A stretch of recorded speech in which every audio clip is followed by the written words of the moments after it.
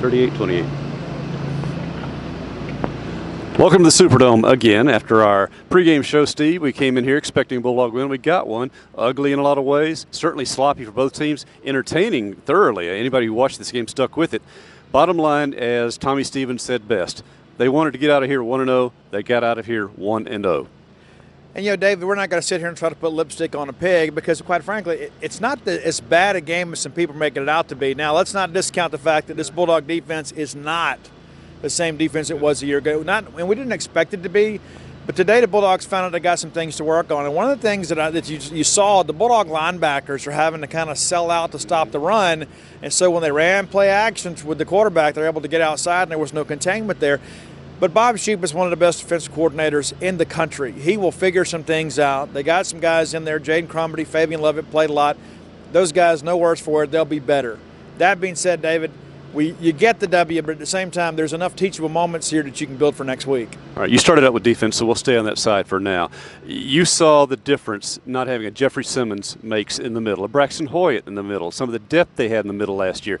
Errol Thompson and Leo Lewis, who were basically playing the whole game, a little help from Tim Washington and Aaron Brule, because Willie Gay was obviously not here. They had to make plays they did not have to make last year because you had those guys in the middle. They will make those plays, but Lafayette knew this, and they attacked it. First, they attacked with tempo, which means State was not able to substitute the front line and linebackers very often. And second, they did it with a lot of outside motion. The big difference in them this year, the quarterback, he's not a brilliant passer, but his ability to escape, to make plays with his feet, was an element that Lafayette did not have last year, and the Bulldog defense showed it. Yeah, it's true, David. And we mentioned they're a different team. This is a different Mississippi State team, and that's what people need to understand. Last year, the expectations were much higher. We didn't hit those.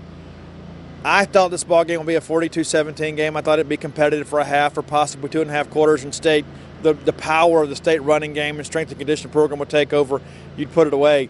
It felt like we were putting the game away when State goes up 35-14, but Lafayette would not go away. They came back and battled. But, David, the bottom line is, this is a group that is finding a sense of their own identity. As Joe said in postgame, Jeff Simmons not coming back, Montez not coming back, Jonathan Abrams not. It's time for somebody else to step forward and have their own legacy here. All the same, we're not going to excuse the missed tackles or rather the unfinished tackles. Give credit to Lafayette. They played very hard, very physical. They probably knew they couldn't win this game, but, boy, they sure played like they wanted to win this game. So let's give credit to a team that will probably win their division and may even win the Sun Belt Conference this year. All right, same token. If Mississippi State, after scoring that opening touchdown, and that was a beautiful read by Tommy Stevens. That was not the called play, he said. He was supposed to throw something else. He recognized the defense, made an adjustment, threw to Osiris Mitchell, touchdown play, and then Cam Dancer gets the first of his 2 turnovers. If you score then, it's probably an entirely different game because it takes a lot of the wind out of the host team's sails. I don't think there's any question, David. And when Cam makes an incredible play on the football, he reads a quarterback's eyes, he flexes back, makes the great play there, and you begin to think, okay, here we go. And then what happens is you give up, and Tommy Stevens himself did not blame his offensive line, said it was his fault. He did not make the adjustment with the protections there. The guy came free, took all the blame himself, which is refreshing. You know, that's what true leaders do. And you can see he's trying to take ownership of that mantle. But they hit Tommy, blindside, ball comes out. All of a sudden, they feel like they're in the game. And you're right, David. If State goes in there and it's 14-0, it might be a 56-10 ball game. But every time State went to throw a haymaker, UL Lafayette got back up off the mat, and they answered. And that's where State's got to find a way to get some stops. Now, we can talk about the differences in this offense from last year's offense, and they were pretty obvious. And in many ways, they're exactly what we and the fans wanted to see. First, Tommy Stevens, a much better passer. And we're not glossing anything. He had a stretch there. I think he was 11 of 13 for almost 120 yards and a touchdown at the end of the second quarter and through the decisive third quarter there. So when he got adjusted to it, I thought his only flaws in the game, well, of course he took that blindside sack, but that was just a great blitz by Lafayette. But at the same time, I think he held onto the ball a little bit too long looking for the pass. But that in itself is progress because he didn't default to the run so quickly as would have been the case the last couple of years. So they were looking to make the passing game work once Kylan Hill showed he was going to open it up with his powerful running game. And for the most part, the protection's held up. That's even with a patchwork line at the end. And that's the point that I was about to make. Is you lose Darrell Williams, and you had already lost Darian Parker. Now, the initial information we provided is they would not return. They did not expect it to be serious, but they will be evaluated when they get back to Starkville. And then Evans Wilkerson, former walk-on, comes in, basically leads you home down the second half, and then he goes down, gets rolled up on a play where Tommy Stevens get wrapped up from behind.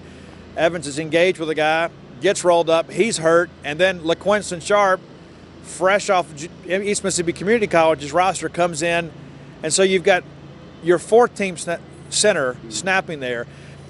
And while we can sit here and kind of poke holes in things, I think that's one of the things you look at Marcus Johnson's group is despite the fact they had some adversity, they found a way to provide running lanes and protections. Of course, Tommy threw that beautiful pass to Osiris, and for a while it was he and the Osiris show there with all the connections they had, and it wasn't by plan, that's just how it worked out.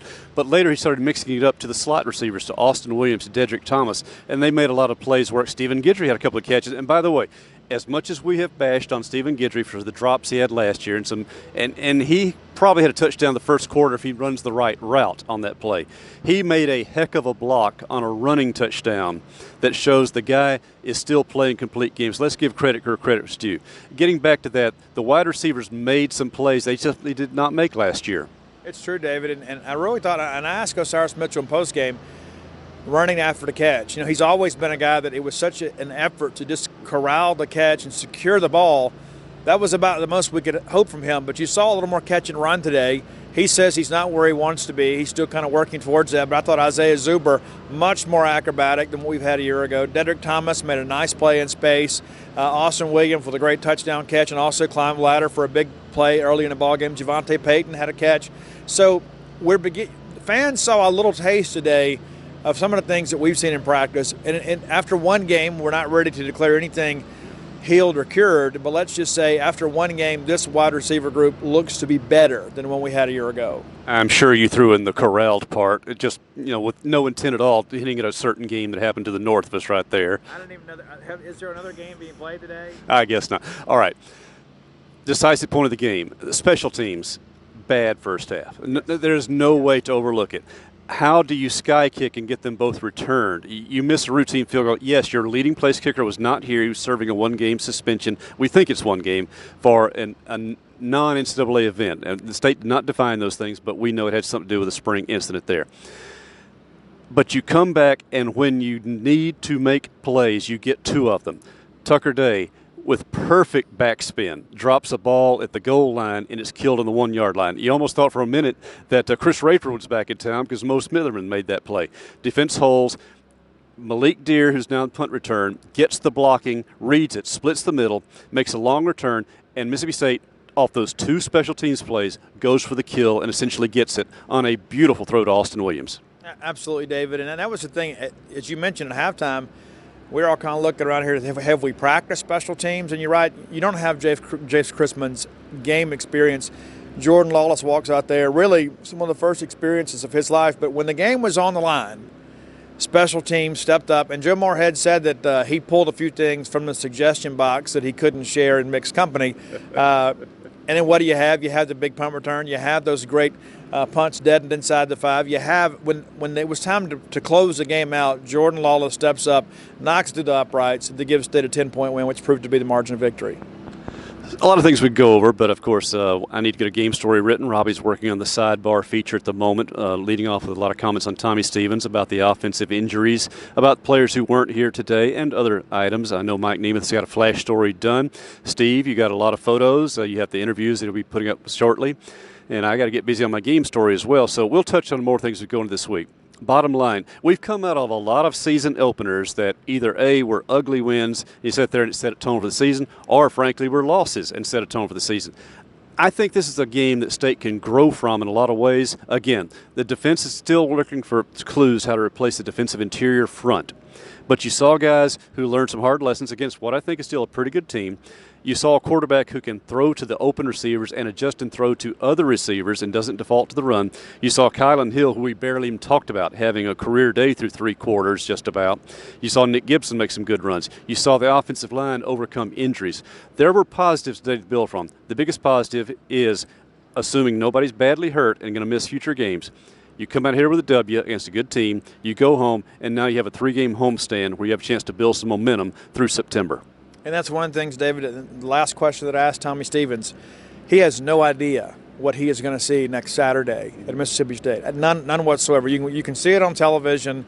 You can watch it, the videos. You can watch all the social media stuff. But until you're there and you understand what happens at Davis Wade Stadium, you're not prepared for it. And so my hope is that our fans today can move on from this. We've won the ball game, okay, and let's say, you know what, offensively there were a lot of good things. There were some things we've got to clean up. Defensively, we did make some stops at key moments, but there were other times we didn't. We're still finding an identity there. But next Saturday, all that's going to matter is we're going to that ball game 1-0 and we're at home, and the cowbells have to clang. And the game will be 2:30 on Scottsfield, and we do encourage all Bulldogs to make the game for a couple of reasons. Yes, we know there'll be weather in the south this week, so we're keeping an eye on that. Again, it's an in-state rival coming to Tampa. I think it'll be a big recruiting weekend as well. We'll get more of that. Yourself and Paul Jones will be reporting on that as the week goes on, who's making a visit, official or otherwise. But a big opportunity for State to show off on the home field and get this home season and this home stretch, which is really going to be key to how they set up the rest of the season. You do well here in September, you put yourself in pretty good position again for another good bowl and to be in contention with the SEC if you can solve some issues from today, if the personnel is there. We'll find out more about that next week. So, anyway, a successful day here in the Superdome. Was it pretty? No, but it was a win. And believe me, Bulldog fans, if you've been around as long as we have, you'll take a sloppy, aggressive victory over any type of loss at this stage. We know better. Take the win, enjoy it, go eat some gumbo, and we'll see you in Scottsfield next week. For Steve Robertson, for Robbie Falk, for Mike Nemeth, Paul Jones, and all our crew at Gene State 24/7, this is David Murray from the Louisiana Superdome, the Mercedes-Benz Superdome, saying Bulldogs win 38-28. Even though we're BMW guys. I used to be. Now I've gone back to Honda, but Steve with the BMer, so I give you kudos on that. I'm sorry you wrecked the one that I sold you, though. That's true. You guys have a great day.